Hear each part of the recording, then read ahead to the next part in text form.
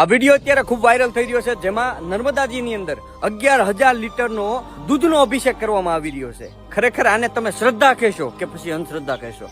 તમે એક બાજુ જોવા જાવ તો આપણા દેશમાં, ભારતમાં એમ કહેવાય કે નદીઓને માતા માનવામાં આવે છે.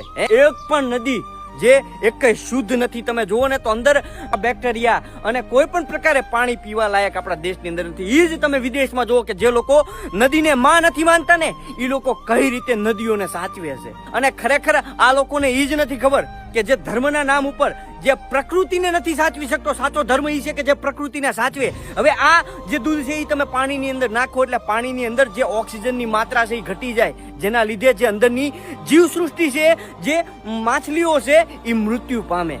હવે આ લોકો એક બાજુ ધર્મનું જ્ઞાન દઈ રહ્યા છે ને બીજી બાજુ તમે જુઓ તો ખરા સાહેબ, આ કવડું મોટું પાપ છે. ખરેખર ધર્મ શું છે કે ધર્મ એ એક પ્રકૃતિ પ્રેમ છે. જો તમે પ્રકૃતિને પ્રેમ કરતા હોય તો તમે